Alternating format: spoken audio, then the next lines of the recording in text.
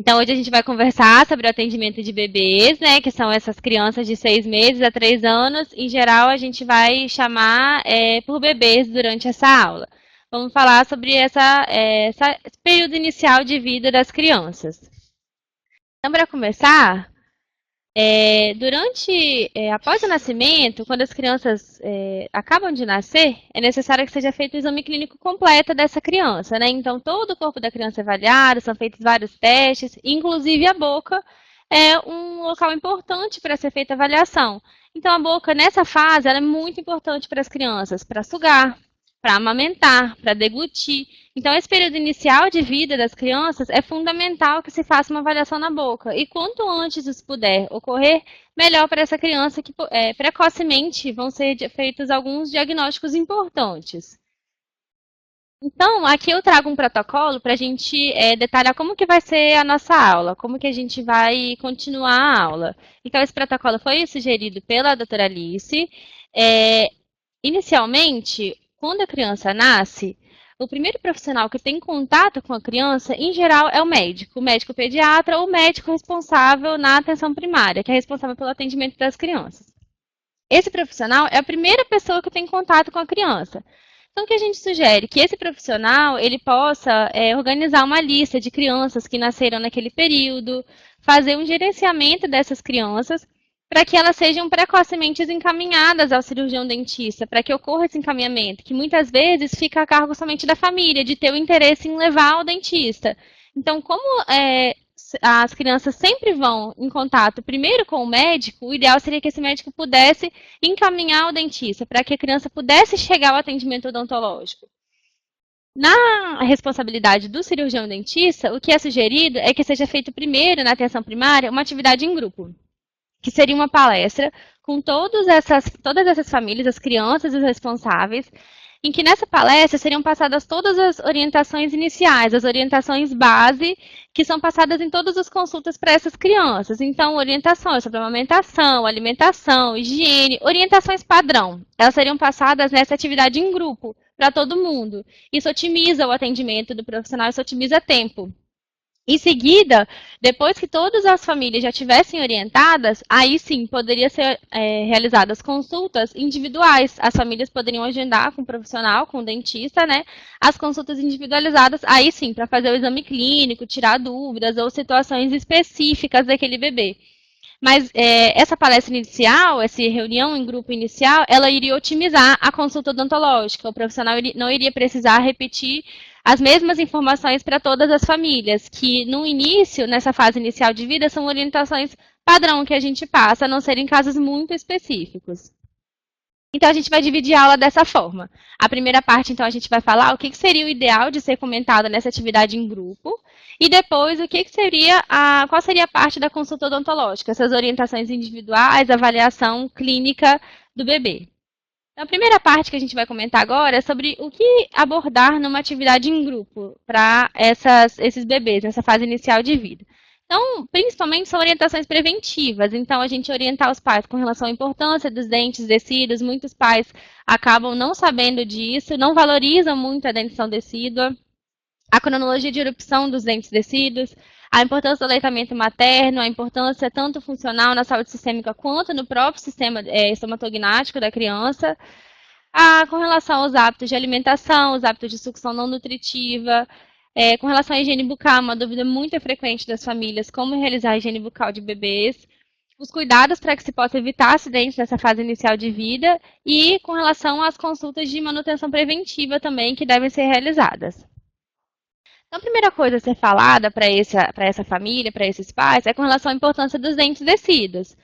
A partir do momento em que a família sabe da importância, sabe para que servem esses dentes, ela toma mais consciência da importância de se mantê-los, do porquê de escovar esses dentes, do porquê de levar uma criança ao dentista. Se a pessoa não sabe para que ele serve, ela acaba achando que não serve, não tem muita função, então não tem tanto cuidado. Fala, não, é dente de leite, vamos tirar. E a gente sabe hoje que a gente não adota mais essa política, né? Então, a importância dos dentes decíduos seria principalmente mastigação. Esses bebês, eles precisam mastigar. Para falar, os dentes são fundamentais na fala. Pode parecer que não, mas a perda de um elemento, ela interfere muito na fala, principalmente nessa fase inicial em que as crianças estão aprendendo a falar, elas estão adquirindo hábitos. importância para a estética dessa criança, importância também fundamental para a manutenção de espaço para os dentes permanentes. Então, a gente pode ver nessa radiografia panorâmica de uma criança que já tem uma dentição mista, por exemplo, os molares permanentes são fundamentais para guardar espaço para os pré-molares, por exemplo, né? Assim como todos os elementos descidos são fundamentais. Quando a gente perde um elemento, os outros podem migrar de posição, ocupar o espaço e depois a gente tem uma dificuldade na erupção do permanente. Então, tudo isso é legal de ser comentado com a família. Com relação à cronologia de erupção, a gente tem aqui um esquema de como que irrompem os dentes descidos, não exatamente, obrigatoriamente, precisa ser em um determinado mês. A gente tem uma faixa, né, em que isso ocorre. Então, primeiro, geralmente, irrompem os incisivos inferiores, os incisivos centrais, depois os incisivos superiores, os incisivos laterais. Fica um espacinho, isso é importante de comentar com a família também, que entre os incisivos e os molares fica um espaço ali, que é o espaço dos caninos, os caninos vêm em seguida, e por último, os segundos molares. Então, isso tudo é legal da gente comentar com a família, que gera muitas dúvidas. Às vezes as famílias veem que o bebê, tá faltando um dente, mas na verdade não é, o canino que ainda tá vindo, e orientar que essa cronologia também pode ser alterada, não obrigatoriamente vai ser nessa ordem, essa é a ordem mais comum. E não necessariamente o incisivo inferior ele vai vir com 6 meses. Tem criança que vem com 10, tem criança que vem com 1 ano. Então está dentro de uma faixa considerada aceitável. Tem criança que vem antes de 6 meses, tem criança que já nasce com dentinho. Então isso é importante a gente comentar e comentar a ordem, né, com que esses dentes vão irromper. Então, por volta de 2 anos e meio, essa criança já está encerrando a erupção dos dentinhos de leite. E aí depois a gente só começa a ter alteração na dentição quando começa a perder depois e trocar pelos dentes permanentes por volta dos 6 anos. Aqui é a imagem menor que a gente tem com relação à erupção, cronologia de erupção dos dentes. Outra questão importante é sobre o aleitamento, né? Comentar sobre o aleitamento materno, que é o alimento ideal, o melhor alimento que a criança pode ter é o aleitamento materno. Importante para a nutrição da criança, importante para conforto, para aconchego da criança. Então, o ideal é que a gente possa orientar que esse momento de amamentação ele seja um momento tranquilo, num ambiente tranquilo, que seja aconchegante. Importante a gente observar também como que é a pega do bebê no seio. Então, a gente pode observar aqui que esse bebê, ele veda completamente a areola, né? Então, os lábios, eles ficam vertidos, ficam para fora e é completamente vedado. Isso é importante a gente observar também e orientar a família como que tem que ser a pega correta desse bebê para estimular a respiração nasal, estimular a língua a ficar numa posição correta. Nessa imagem, a gente consegue ver. Então, a língua, ela fica numa posição inferior, né? O bebê, ele abocanha completamente a areola. Isso tudo estimula a respiração nasal, estimula o crescimento dos arcos, estimula a formação dos dentes, estimula o posicionamento de todo o sistema estomatognático do bebê. Estimula todo o crescimento facial, né? Então, com o passar do tempo, a criança ela vai aprendendo a mamar, né? Um período inicial que é difícil, com o tempo a criança ela vai aprendendo, vai tendo essa adaptação. Então, ela vai evoluindo os movimentos de sucção, a deglutição, vai aprendendo como são feitos, a própria respiração durante a amamentação, e mais, com o passar do tempo, né, a mastigação e a fala. E o que a gente tem de orientação é que o ideal é que o aleitamento ele seja exclusivo até os 6 meses. Então, orientar as famílias que até 6 meses a criança não precisa de água, ela não vai ficar com sede, não precisa de nenhum outro tipo de alimento e de complemento. Se a gente tem um aleitamento materno, a gente pode manter ele exclusivo até os 6 meses para essas crianças, é o ideal. Algumas orientações sobre os hábitos dietéticos são com relação principalmente à alimentação antes de dormir. Então, uma dificuldade que a gente tem com algumas crianças, muitas acabam escovam o dente, comem alguma coisa antes de dormir, ou tomam uma madeira antes de dormir. Então, orientar essas famílias também. É bastante difícil essa orientação, né, para as famílias, porque acaba que a criança ela já amamenta, né, ou ela já toma uma madeira e ela já embala num sono para dormir. Mas é uma questão importante da gente conversar com a família para tentar introduzir uma escovação após a última mamada, após a última mamadeira. É importante a gente tentar introduzir essa escovação. Porque é muito tempo para a criança que tem dente ficar com aquele alimento na boca e sem escovar o dente. Ela só vai escovar o dente no outro dia de manhã cedo. Então, sagrado. Depois que escovou o dente à noite, orientar para não fazer nenhum tipo de alimentação. Em casos que a gente conversa com a família, a gente vê que tem uma restrição, que existe uma dificuldade, a gente pode orientar, acontecer um momento, algum dia, orientar a família para no outro dia, quando a criança dorme sem escovar o dente, para no outro dia, a primeira coisa que for fazer, escovar o dente. Então, já que nesse dia ocorreu, né? A gente também precisa entender um pouco o lado da família, que às vezes isso acontece. Então, tão importante quanto, passando para o segundo tópico aqui, tão importante quanto o consumo de açúcar, entender que a criança consome açúcar, é entender qual é a frequência, qual é o padrão de consumo desse alimento. Não é só, não pode comer doce, porque a gente também hoje é muito difícil de restringir completamente o consumo de açúcar. O ideal é que a gente possa evitar que seja zero açúcar até os 2 anos de vida. Mas para muitas famílias isso não acontece. Então a gente precisa orientar esses pais com relação a toda a vida da criança, né? Não só até os 3 anos, com relação ao padrão de consumo. Então, assim, o pior tipo de consumo é aquele que a criança alimenta o tempo, fica comendo o tempo inteiro doce. Então, não tem horário para se alimentar, não tem padrão exato, os horários corretos para as refeições. E toda hora vai lá que a gente fala que é beliscar. Vai toda hora lá e belisca algum tipo de alimento. Isso é o pior, porque isso gera muita alteração de pH na boca. Com alteração de pH, ele fica muito ácido e acaba desmineralizando, que é o que leva às lesões de cárie.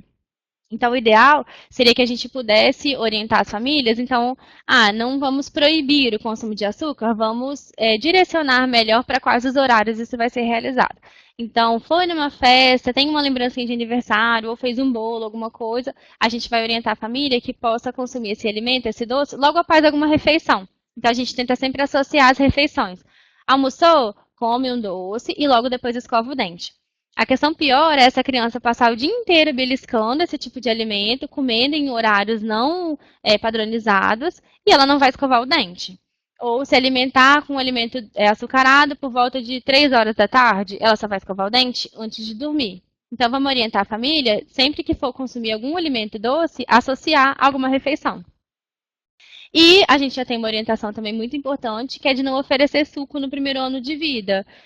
O ideal é que a criança consuma a própria fruta mesmo, né? Nem suco natural, evitar qualquer tipo de suco, mesmo que seja da fruta. O ideal é a gente oferecer a fruta mesmo para a criança.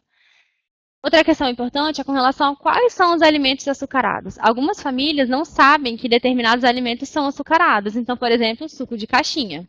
Suco de caixinha tem muito açúcar na composição e tem família que acredita que é somente o suco da fruta. Biscoito recheado é um alimento que as crianças levam com muita frequência para a escola, então orientar as famílias também com relação ao tipo de lanche que a criança leva, tenta levar um lanche mais natural e evitar o consumo de biscoito recheado, refrigerantes e os próprios achocolatados, que é o que as crianças, em grande maioria, consomem em casa. Então, evitar esse tipo de alimento e tentar introduzir uma alimentação mais natural. Com relação aos hábitos de sucção não nutritiva, a gente também tem algumas questões que são importantes. A chupeta, ela não pode ser de todo condenada. Então, em algumas crianças menores, esse hábito, ele é aceitável. Tem algumas crianças que elas têm uma necessidade de sucção maior.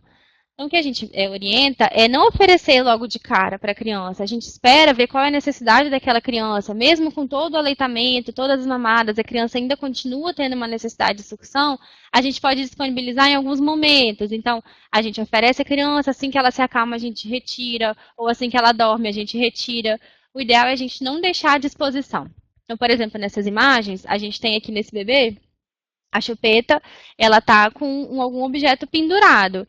Isso também é muito ruim para a formação dentária da criança, né, dos arcos, porque isso acaba que pesa, faz um peso muito maior do que da própria chupeta. Isso dificulta ainda mais a formação do arco da criança. Então, se for usar a chupeta, utilizá-la sem nenhum peso extra, somente a chupeta. E a gente sempre procurar colocar aqueles bicos que são ortodônticos, né? Que não são aqueles bicos muito arredondados. Como, por exemplo, aqui, ó, a gente tem um bico que é arredondado e a gente tem um bichinho de pelúcia pendurado, que faz um peso enorme na boca dessa criança, né? Então, evitar esse tipo de adereço que é utilizado. E aqui nessa outra imagem, a gente tem um bebê com a chupeta pregada na roupa. Isso faz com que a chupeta fique disponível o tempo todo. A todo momento que a criança quiser, a chupeta está disponível. E não é esse o ideal. Então, o ideal é a gente coloca a chupeta, não precisa mais, a criança se acalmou, a gente remove. Vamos tentar não deixar ela disponível a todo momento, dificultar esse acesso, né? Então, a gente só vai ofertar a chupeta caso a criança solicite. Então, por exemplo, nessa imagem, esse bebê dormiu. A partir do momento em que a gente vê que ele dormiu, a gente remove e a criança fica sem. Vamos tentar não deixar, orientar a família a não deixar a criança chupando a noite inteira a chupeta. A gente sabe que o ideal é a remoção da chupeta até os 2 anos. Por quê? Até os 2 anos, caso a chupeta seja removida e a criança tenha alguma alteração na mordida, ela tem alguma mordidinha aberta na frente, alguma alteração na formação dos arcos, até os 2 anos, se a gente remove, isso é possível de se autocorrigir. Então, é possível que a mordida ela se corrija sozinha e não precise lá na frente da criança usar um aparelho.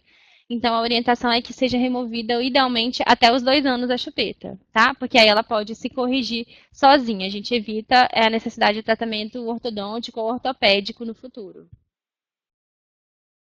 Então, aqui a gente tem a dependência de como vai ser essa alteração na mordida, que era o que eu estava comentando, ela vai depender da frequência com que a criança usa, a intensidade do movimento, né, de sucção dela e da duração do hábito. Então, quanto antes a gente remover e quanto menos a criança utilizar, melhor. Então, aqui a gente tem um caso, por exemplo, de uma criança que faz o uso da chupeta, tem uma interposição de língua durante o uso da chupeta, e olha a alteração que ela causou na criança, né? Ela tem uma mordida aberta na frente e atrás ela acabou gerando uma mordida cruzada. Então, desse lado, a mordida, ela tá o arco superior cobrindo o inferior, que é o que a gente espera. Porém, do outro lado, o arco inferior está cobrindo. Então, aqui já seria necessário a utilização de algum aparelho ortopédico. Então, se a gente consegue remover bem cedo essa chupeta, essa mordidinha ela poderia se corrigir sozinha, de repente. Então, isso aqui mostrando uma consequência, né, do hábito de sucção não nutritiva da chupeta. Aqui um outro caso de uma outra paciente, aqui já o padrão diferente, porque a interposição da chupeta, ela é lateral. Então, a mordida cruzada, a mordida aberta, ela é lateral. Então, o arco ele vai se formar de acordo com o estímulo que a gente oferece, né? Então, o estímulo aqui foi de sucção lateral, e aí, com isso, aconteceu a mordida aberta lateralmente. Com relação à higiene bucal, que é uma questão que gera muita dúvida, né, para as famílias, até entre os profissionais, a gente também tem muita discussão com relação a esse assunto e muita pesquisa envolvendo a isso também, né. Então, o que a gente sabe hoje é que para as crianças que não têm dentes ainda, para os bebezinhos não tem nenhum dentinho ainda e o aleitamento materno é exclusivo, a gente orienta não fazer nenhum tipo de higiene, não precisa. Por quê? Nessas crianças, o leite materno ele tem algumas substâncias, algumas imunoglobulinas que são protetoras. Então, se a gente faz a limpeza, a gente acaba removendo essas substâncias protetoras. Então, o ideal mesmo é a gente não fazer. Já nas crianças que também não têm dentes e que não têm aleitamento materno exclusivo, que já tem a introdução de algum tipo de fórmula, né, algum tipo de alimento mesmo, a gente orienta também que não se faça higienização. Porém, algumas famílias fazem, questionam, querem realizar. Nesse caso a família mesmo tem a intenção de realizar, o que a gente orienta é que seja feito com uma fraldinha limpa ou com uma gaze estéril, uma gaze limpinha, e que a mão esteja muito limpa na hora de fazer. Sempre fazer com uma água filtrada, né? O tecido embebido numa água filtrada, e que a mão de quem vai fazer esteja muito limpa. Porque muitas vezes o risco que a gente oferece para a criança fazendo a higiene com a mão suja, é muito maior do que se a gente não tivesse feito nada. Então, se a pessoa se dispõe a realizar, se ela quer realizar, então a gente vai orientar sempre que a mão esteja bem limpa para não levar nenhum tipo de micro-organismo, nenhum tipo de contaminante para a boca desse bebê. Porém, a orientação padrão é que não se faça esse tipo de higiene. Não é necessário realizar a higiene bucal em crianças que não têm dentes. Já nas crianças que têm dentes, aí a gente muda o padrão. Por quê? Nas crianças que não têm dente, a gente não tem sítio para colonização de bactéria. Então, não vai ter cárie. Quando aparece o primeiro dentinho de leite, aí sim, já é um sítio para colonização, para as bactérias se aderirem. Então, aí, a partir desse momento, a gente vai fazer a orientação de higienizar. E aí sim, escova e pasta de dente. Né? A pasta de dente, o dentifrício, ele já é utilizado, dentifrício fluoretado. É sempre com flúor. Essa orientação de que não pode usar flúor em criança, isso já caiu por terra há muito tempo. E a todas as pessoas têm que ter acesso a flúor na pasta de dente. Então, desde um bebezinho de 6 meses com o primeiro dente de leite, até o adulto, até o idoso, todos têm que ter acesso à pasta de dente com flúor. Tá? E a escova, a gente tem diversas marcas, diversos modelos, tamanhos. A escova, a família vai olhar a que está indicada pela própria empresa, né? O tamanho direcionado para a idade. A gente vai orientar que seja uma cabeça sempre pequena, né, orientando, olhando o tamanho de acordo com a idade, e que as cerdas sejam sempre macias ou extra macias. Então, basicamente, cerdas macias, cabeça pequena e a orientação da idade. Aqui eu trouxe uma imagem de uma dedeira para a gente lembrar que a dedeira não é um objeto que tem que ser utilizado para limpeza de dentes. A dedeira, ela não limpa os dentes, porque ela é de silicone. O silicone, ele não limpa os dentes, só as cerdas da escova mesmo que limpam. O silicone ele pode ser utilizado mais com o intuito de coçar a gengiva. Nesse período de erupção dos dentinhos, acaba que coça, a criança fica incomodada. Então, a gente pode usar ele no intuito de coçar a gengiva, somente para isso. Aqui eu trouxe uma imagem para a gente discutir com relação à quantidade de pasta que a gente vai indicar. Então, a gente vai indicar que seja utilizada uma pasta com alta concentração de flúor, que é de no mínimo 1000 ppm. ppm são partes por milhão. No mínimo 1000 ppm, a gente vai indicar, então, 1000, 1100, que é o que geralmente tem nas pastas de criança. E que nas crianças menores de 3 anos, que é o que a gente está discutindo, que seja utilizada a quantidade de 1 grão de arroz cru. Isso é até importante na clínica a gente mostrar para o paciente quanto é 1 grão de arroz cru, mostrar as imagens, porque muitas famílias não têm noção do quanto que é pouquinho a quantidade que é para se usar. Nessa quantidade, a criança pode engolir tudo, não tem problema nenhum ela engolir, e é uma quantidade segura, que ela fica protegida de não ter lesões de cárie, e também ela fica protegida de não desenvolver fluorose, né, que é o manchamento no dente por excesso de flúor. Então é importante a gente mostrar, pegar e mostrar mesmo para a mãe quanto que é 1 grão de arroz cru, que é para utilizar nessas crianças. Já nas crianças maiores de 3 anos, que são crianças que estão aprendendo a cuspir, a gente pode orientar, utilizar 1 grãozinho de ervilha, a quantidade de 1 grão de ervilha, que é a mesma quantidade que um adulto usaria, por exemplo. Então, reforçar essa ideia do 1000 ppm é muito fundamental. Por quê? Algumas empresas, elas, por um apelo comercial, elas acabam dividindo por idade, né? Nessa divisão por idade, elas diminuem a quantidade de flúor, isso não é recomendado. Então, às vezes, colocam 400, 500, 700 ppm de flúor, e a gente não tem evidência científica para usar essa quantidade de flúor. A gente tem que indicar sempre em alta concentração e pequena quantidade, tá? Orientar, então, as famílias para quando forem comprar o dentifrício, olhar. E essa indicação, ela fica no verso. Eu trouxe uma imagem para vocês aqui de um creme dental fluoretado, que tem a quantidade correta. Então, a família vai olhar no verso. E aí, aqui eu aproximei para a gente conseguir ver. Ó, de fluoreto de sódio, 1100 ppm de flúor. Então, essa seria uma pasta ideal para ser utilizada, naquela quantidade bem pouquinha. Seguindo com as orientações, 2 vezes por dia a utilização de creme dental fluoretado é suficiente para essas crianças, então a gente pode orientar após o café da manhã e após a última refeição, né, antes de dormir, 2 vezes por dia, tá uma quantidade muito suficiente para os bebês. Caso a criança ela já esteja numa idade que ela queira fazer a escovação, que ela tenha vontade, que a família queira estimular, tudo bem, isso pode ser realizado, é muito bacana que possa ser estimulado isso. Porém, quando a criança for realizar, ela vai fazer sem o dentifrício. Então, a gente vai dar a escova para ela sem nenhuma pasta de dente. Ela vai fazer, né, a higiene como ela conseguir, vai brincar naquele, né, estimulando. E quando o adulto for fazer, aí sim, o adulto vai colocar o dentifrício e vai realizar a escovação corretamente. Com relação ao fio dental, é uma outra questão bastante importante. Então, a gente tem o uso de fio dental do modo tradicional, segurando, né, nas 2 mãos para passar. E aí é importante a gente observar uma criança que tem 2 dentes e os dentes estão extremamente juntinhos. Então, aqui já pode começar uma lesão de cárie. Então, é importante orientar as famílias, principalmente nos dentes que são muito juntos, já orientar o uso do fio dental. Caso a família tenha alguma dificuldade de usar esse fio dental, que já necessita uma certa habilidade, né, no início para poder treinar o uso, a gente pode orientar o uso desse fio dental. É uma hastezinha plástica que vem com um pedacinho de fio dental já pronto nela. E ela facilita muito nesse momento inicial de limpeza, de orientação de limpeza dos dentinhos das crianças. Então, ela entra no dente e sai. É muito mais fácil o movimento para quem está começando a aprender isso.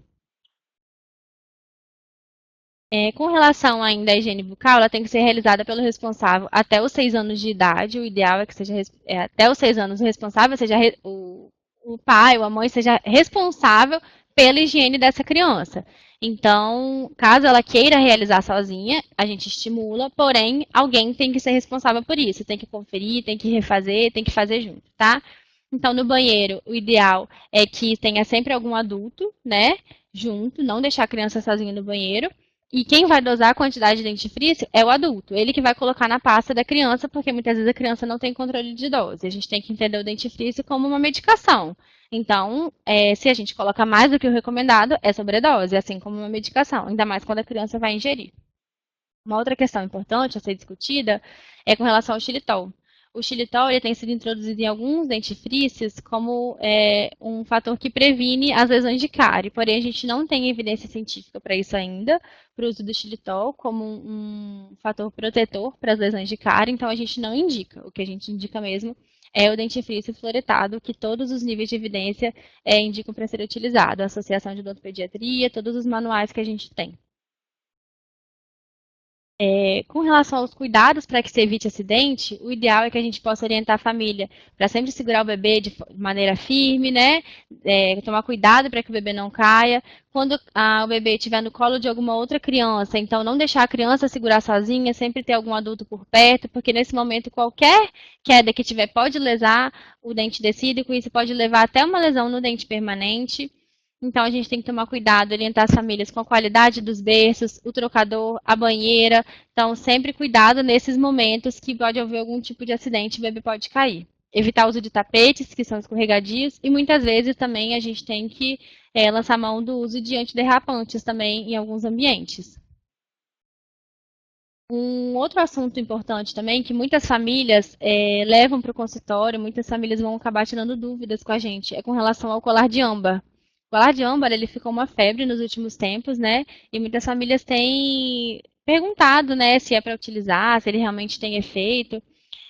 Diz que ele tem um efeito, disse, né, que ele tem um efeito analgésico e anti-inflamatório. Porém, a gente não tem nenhuma evidência científica para isso, e por isso a gente não recomenda. Não é recomendado a utilização do colar de âmbar. Porque a gente não tem evidência de que realmente isso vai ter algum efeito protetor, né? Muito pelo contrário, ele pode ter algum efeito, pode prejudicar o bebezinho no sentido de que, imagina se esse colar, ele se quebra.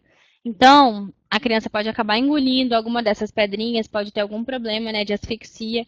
Então, caso a família já venha utilizando o colar de âmbar e queira tirar alguma dúvida que vai continuar utilizando, a gente precisa, no mínimo, então, orientar a família. Então, o ideal é que esse colar ele tenha de 33 a 36 centímetros para evitar qualquer tipo de enforcamento, né, na criança. O ideal é que entre cada pedrinha a gente tenha um nó. No caso desse colar se quebrar, as pedrinhas ficam todas presas, elas não vão se soltar por inteiro e não corre o risco do bebê deglutir ou aspirar. A gente tirar sempre para tomar banho e para dormir. E o fecho, o ideal é que ele seja rosqueado para a criança não conseguir abrir sozinha e que ele seja coberto por uma pedrinha dessas também, para a criança não conseguir abrir ele. E aí a gente chega na orientação de como são as consultas de manutenção preventiva. Orientar as famílias que é importante levar sempre ao dentista, não levar só quando vê que tem uma lesão ou quando a criança estiver sentindo dor no dente. Levar para as consultas de manutenção preventiva. Nesses momentos a gente consegue olhar como que está a erupção dos dentinhos, como que está o crescimento, se está o crescimento proporcional, né, se tem algum tipo de erosão, de cárie, doença na gengiva, alguma mordida, né, com alteração, a mordida da criança, né? Se teve algum trauma. E é importante também para já estabelecer um vínculo de confiança. Confiança do profissional com a criança, com a família, para caso no futuro venha a ocorrer algum tipo de complicação, um trauma, uma lesão de cárie, alguma coisa, a criança já tenha confiança no profissional e ela não vai ficar nervosa na realização do procedimento e nem a família, né? A gente também vai sempre continuar reiterando as orientações de higiene, observando os locais onde estão ficando acumulados alguns depósitos, né, onde tenha manchas, orientar qual é esse tipo de mancha para as crianças, orientar com relação ao uso de fluoreto, que com o passar da idade a gente viu, né, muda de um grão de arroz para um grão de ervilha. Orientação sobre a amamentação, alimentação, prevenção do trauma. Para cada idade, a gente precisa orientar, né? Quando as crianças entram na fase escolar, começam a fazer algum tipo de esporte, atividade, a gente também precisa dar as orientações com relação aos hábitos bucais não nutritivos e a determinação do intervalo para que a gente possa realizar essa reavaliação. Algumas crianças a gente vai dar um intervalo menor, porque estão em maior risco, porque tem lesão ativa. Algumas crianças a gente vai dar um intervalo maior, porque não apresentam nenhum risco, nenhum fator complicador, então a gente dá um intervalo maior para os retornos de prevenção. Agora a gente entra no segundo momento da aula, que é esse momento da consulta odontológica. Como abordar a consulta odontológica, o que falar nesse momento? Então, a ideia nesse protocolo é que todas as famílias já tenham recebido essas orientações iniciais antes em grupo. Então, vocês viram que são bastantes orientações que a gente precisa dar, é bastante coisa para ser falada. E depois, quando a família já está toda orientada, ela vem para esse momento, né, da consulta odontológica, que aí são orientações mais individualizadas. Então, o que é muito importante que a gente tenha nessa primeira consulta odontológica dentro do próprio consultório é que o profissional ele tenha bastante segurança, né, no trabalho que ele está realizando, que a equipe de trabalho ela seja bastante treinada. A gente precisa, no atendimento de bebês, de muita agilidade. Então, deixar todos os produtos à mão, todos os instrumentais em uma ordem de uso. Tudo que esteja à mão facilita o atendimento, né? Que muitas vezes a criança chora, fica inquieta, a família acaba ficando nervosa com esse momento. Então, a gente tentar ser bastante ágil e uma equipe treinada para controlar a situação. Importante também ter paciência, muitos bebês choram, ficam inquietos no consultório, né? Deixar todos os instrumentais e materiais organizados. E é importante também a gente orientar a família para colaboração. Então, falar com a família que é normal nesse momento, que a criança chore, que ela não queira colaborar. O choro é a única forma que essa criança tem de se expressar. Ela não consegue falar que ela não está gostando de alguma coisa, que ela não gostaria de estar ali. Então, ela chora, porque é a única forma que ela tem de se expressar. Então, orientar a família antes da realização de qualquer tipo de procedimento na cadeira, a gente deixar a família consciente de tudo que a gente vai realizar e pedir para que a família colabore. Então, nesse momento, a gente vai falar que é esperado que a criança não vá colaborar. Choro, grito, sinal de resistência ao tratamento, isso é tudo normal que a gente tem no consultório, né? Deixar a família sabendo disso. E deixar a família sabendo também que quando a mãe está tranquila, ou a pessoa que está acompanhando, ela está tranquila, a criança ela se acalma também. Então a criança ela procura o rosto da mãe, ela procura o olhar da mãe para saber como ela tem que se portar naquela situação. Então se ela vê que a mãe está muito estressada, ela acaba ficando nervosa. Então se ela vê a família tranquila, conversando, né, ela entende que aquele é um ambiente tranquilo, que a família dela está tranquila, então ela também pode ficar tranquila. Aqui a gente tem uma posição também que a gente vai discutir um pouquinho mais para frente com relação ao atendimento de bebês, como que a gente pode realizar.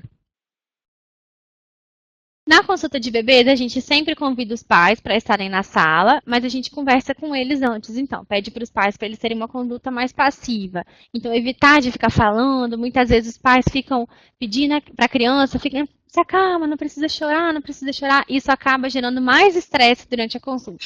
Então, a gente pede para os pais, em geral, não conversarem, só falarem quando eles forem realmente solicitados pelo profissional, que o profissional vai saber conduzir melhor aquela situação. E muitas vezes as famílias também, elas ajudam na estabilização protetora, né? A criança ela vai se movimentar, muitas vezes vai se debater, e aí a família ela ajuda abraçando, né, dando a mão para a criança, para que ela não possa se mexer de certa forma que ela possa se machucar ou bater em algum instrumental, machucar o profissional.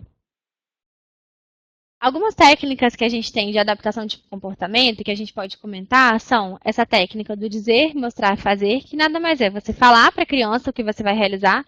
Isso na adequação por idade, né? Crianças muito pequenas não vão entender. A gente usa para umas crianças maiores que já estão tendo alguma compreensão.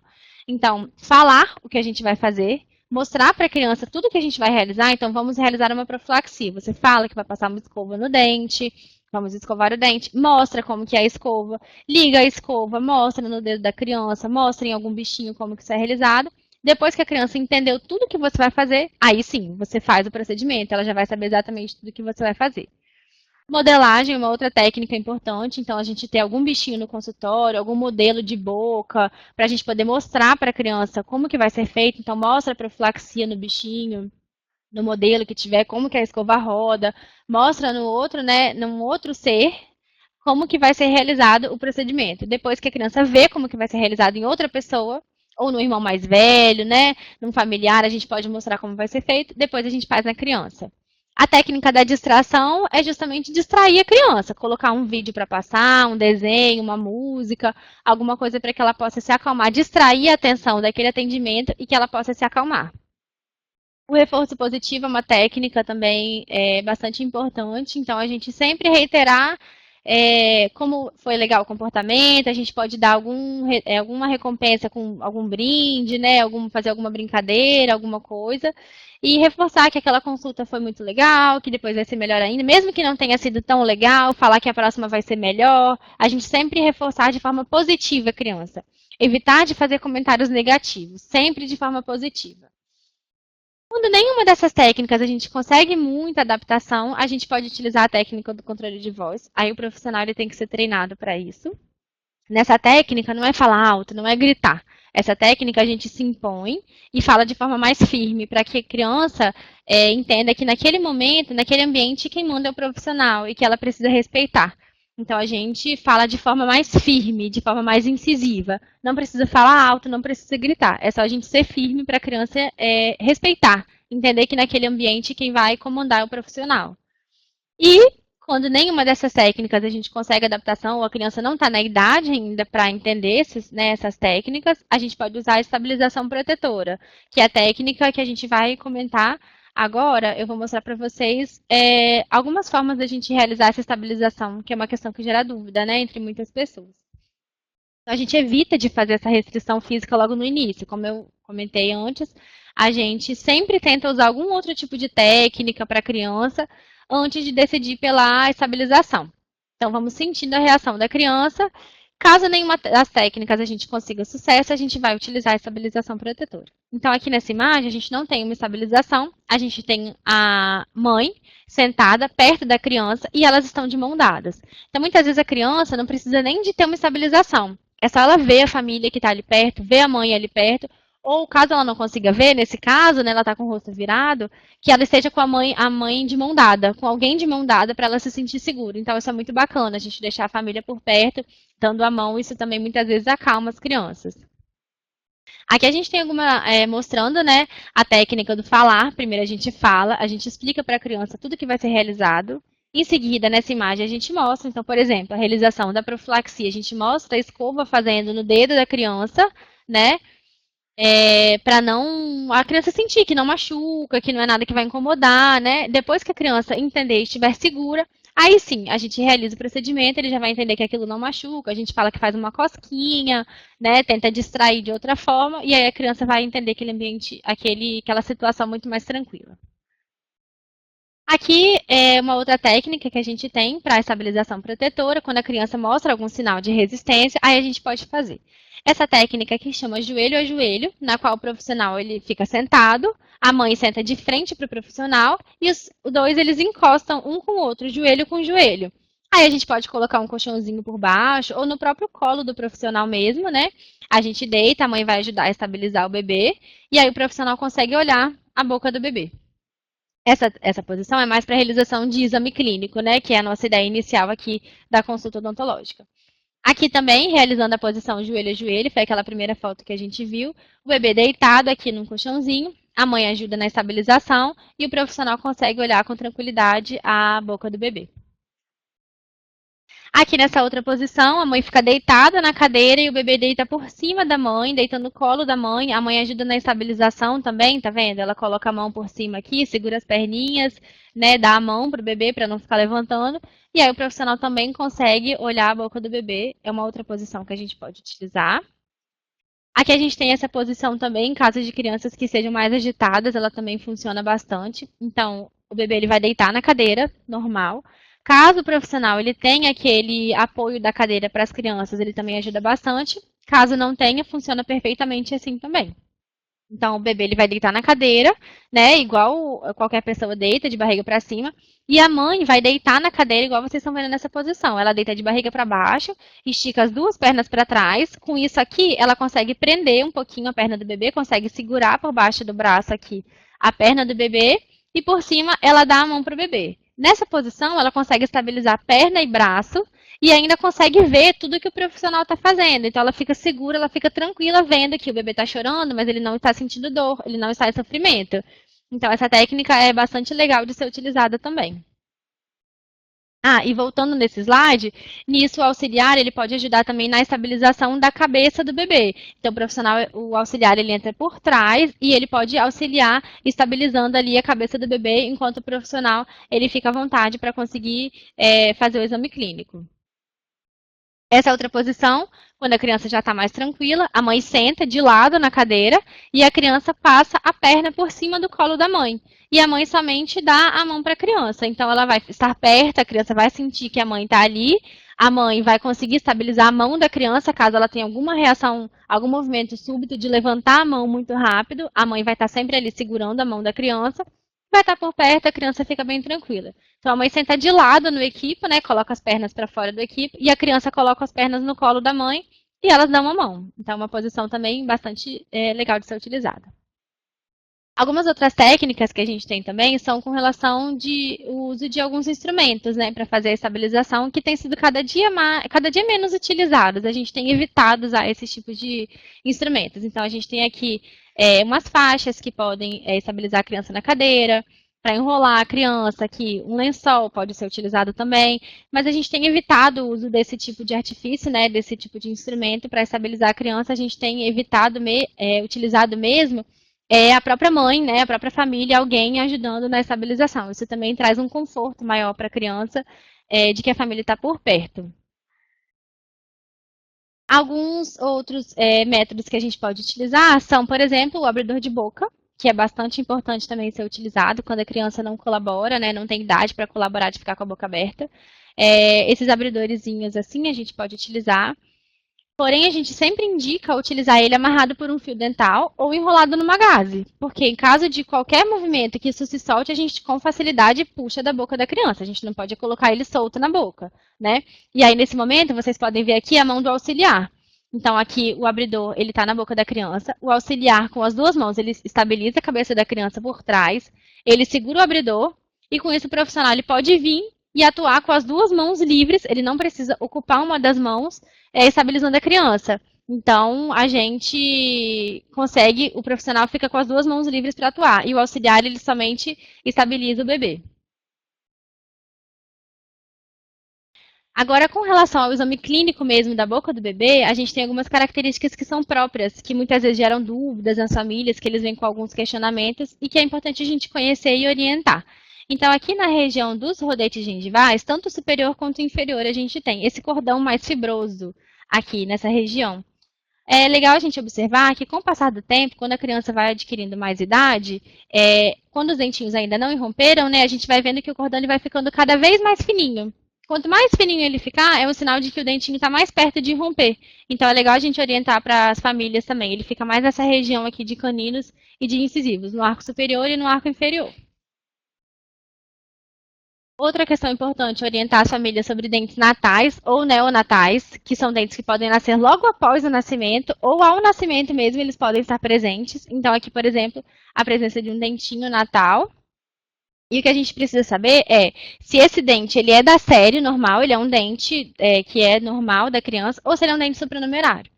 Se ele for um dente supranumerário, a gente já indica a extração, é um dente que não tem necessidade de estar ali. Se ele for um dente da série normal, a gente vai tentar, na medida do possível, manter esse dente. Caso o dente esteja com muita mobilidade, esteja em risco da criança aspirar, deglutir, a gente indica extração.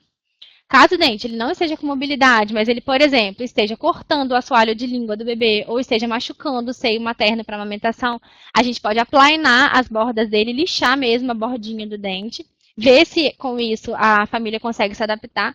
Caso ainda assim não seja possível, aí a gente indica a extração do dente também. Antes a gente tenta algumas outras técnicas para conservar o dente para não ter algum problema no futuro. Aqui a gente tem a úlcera de Riga-Fed. Essa úlcera é por causa da presença do dente de leite. Então, nesse caso, o dente está sendo muito prejudicial para o bebê. Geram lesões enormes, úlceras enormes no assoalho de língua da criança. Então, nesse caso, teria indicação mesmo de extração do dente porque ele está prejudicando o assoalho de língua do bebê. Nesse caso, a gente indicaria mesmo a extração. A gente também precisa observar os freios de lábio e de língua. Então, nessa idade inicial, é normal que o freio labial ele seja um pouquinho mais aumentado. Muitas vezes ele tem até uma inserção palatina. Então, a gente não intervém, geralmente, no freio labial superior. A gente somente acompanha, orienta, que é normal que ele seja um pouquinho mais aumentado. Caso no futuro, mais para frente, esse freio ele ainda seja bastante aumentado, aí pode ser feita uma avaliação com relação à cirurgia. Nessa idade, ainda não. Com relação ao freio de língua, a gente tem aqui um freio bastante hiperestendido, então a gente precisa observar, são testes específicos que são feitos, é o teste da linguinha. E ele é feito associado a outros profissionais, então pediatra, o fonoaudiólogo, o dentista, eles vão avaliar em conjunto, fazer o teste da linguinha para decidir pela cirurgia. Então, em alguns casos, a gente opta quando o bebê, por exemplo, não consegue amamentar. Então, quando a língua é tão presa no assoalho que o bebê tem dificuldade de amamentação. Aí a gente orientaria a cirurgia para a remoção desse freio. Mas é uma avaliação bastante criteriosa que tem que ser feita e é importante a gente observar se o bebê está tendo algum comprometimento por causa desse freio. Aqui, outra questão é com relação ao sucking pad, que é esse calozinho que fica aqui, ó, no lábio superior do bebê. Esse calo, ele serve para o vedamento do bebê no seio materno. Então, é um calo que ele fica logo após a amamentação, ele dura um tempo e logo depois ele some. Depois, a cada mamada, ele volta. Porém, quando a criança ela se amamenta durante muito tempo, ela não encerra o aleitamento materno logo, ela acaba gerando um calo mesmo. E fica um calo, assim, tipo uma cicatriz, né? Como se fosse uma cicatriz aqui no lábio. E aí não tem implicação, assim, clínica. A gente precisa mesmo orientar a família, né? O porquê de ter ocorrido. Porque muitas vezes as famílias ficam com dúvida com relação a isso, perguntam, né? Outra questão são os nódulos de Bond, que a gente pode observar, que são nada mais é do que os nódulos de queratina que a gente tem. Então, eles aparecem muito nessa região aqui do arco superior, tanto no arco inferior.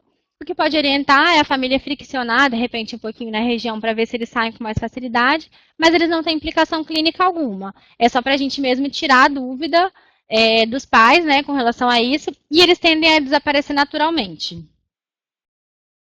A mesma situação, porém, na região de palato, né? E aí aqui ele se chama pérola de Epstein. Também são nódulos de queratina que tendem a desaparecer com o passar do tempo. É uma questão somente de orientação mesmo, porque os pais eles chegam com dúvida no consultório com relação a isso. Outra questão muito importante é com relação às lesões de cárie e gengivite. A gente precisa ficar atento a isso. Porque muitos pais, eles acabam achando que cárie é só buraco. E cárie não é só buraco, hoje a gente sabe, né? Essas lesões de mancha branca, principalmente essas lesões bem pertinho da gengiva, são regiões onde é mais difícil de realizar a escovação. Muitas crianças reclamam, elas choram na hora de realizar a escovação. Então, os pais acabam que não escovam muito ali. Então, eles acabam fazendo um movimento somente na horizontal, não fazem aquele movimento mais amplo, né? De escovar ali bem pertinho da gengiva, porque a criança reclama. Então, é uma região que acaba acumulando bastante placa e começa a dar essas lesões de mancha branca. E a gente precisa ficar atento com isso. Essas lesões de mancha branca já são cárie, já são consideradas lesões de cárie. Elas ficaram dessa cor porque o dente já está perdendo mineral. E a evolução disso daqui é cavitar, fazer um buraco na região desse dente. Então, a gente precisa intervir aqui o quanto antes, e a intervenção nem sempre é somente procedimentos no consultório. A gente pode fazer aplicação de flúor, em verniz, mas intervir principalmente na orientação. Orientar a família para melhorar a higiene naquela região, utilizar fio dental, ter bastante cuidado, principalmente amamentação. Amamentação durante o período noturno é muito prejudicial para as crianças. Então, mamar à noite enquanto está dormindo, né? Então, a gente precisa, com os bebês que têm dente, ficar de olho nesse período de amamentação, porque também tende a levar essas lesões de mancha branca nos dentes. E aqui já a evolução, né? A gente consegue ver algumas lesões inicialmente cavitadas, ó. Aí, em alguns casos, quando está cavitada, já necessita de algum tratamento restaurador. Outra questão importante é com relação à gengivite. Aonde a gente vê nas crianças que têm gengivite é local que está ficando acumulado placa. E placa também leva às lesões de cárie. Então, por exemplo, nessa criança, a gente pode ver em alguns momentos, em algumas regiões aqui, ó, a gengiva um pouquinho mais avermelhadinha, aqui a gengiva mais avermelhada um pouquinho. Então, tá realmente ficando placa acumulada ali. E aí, tanto gengivite quanto lesões de cárie ocorrem pelo acúmulo de biofilme. Então, orientar as famílias com relação a essas duas questões que são bastante importantes. Não só nessa região, em qualquer local da boca. Eu mostrei aqui porque é uma região que acontece bastante e também na parte mais vestibular dos molares posteriores. São os locais onde a família tem mais dificuldade para escovar, onde as crianças mais reclamam na hora de escovar. E aí eles acabam deixando passar porque a criança reclama muito. Então, para a gente ir encerrando, o ideal é que até os 36 meses, né, dos 12 aos 36 meses, a gente tenha consultas que sejam trimestrais ou quadrimestrais, para que a gente possa acompanhar bem de perto o desenvolvimento dessa primeira dentição. É muito importante a gente ficar de olho nisso, acompanhar a cronologia de erupção dos dentes de leite, acompanhar tudo isso que a gente comentou, fazer diagnóstico precoce de lesões, de manchas. E depois que a criança atinge uma certa idade, após os 36 meses, aí sim a gente pode começar a passar por consultas semestrais, avaliando o risco. Então, se você vê que é uma criança que toda vez vem com muita placa, né, muito biofilme acumulado, muitas lesões de mancha branca, está em risco, você pode encurtar o retorno. Então, a gente pode colocar a cada 4 meses. Mas se é uma criança que tem uma higiene bacana, a família fica em cima, tem acesso a fluoreto, tanto no dentifrício quanto na água, a gente pode deixar a cada 6 meses, a gente vai avaliando o risco com relação a isso dessa criança. Quanto maior o risco e a atividade, menor o intervalo entre as consultas. Aí que são as referências que eu utilizei para a gente preparar essa aula. E eu gostaria de agradecer muito a participação de todos aqui nessa webconferência.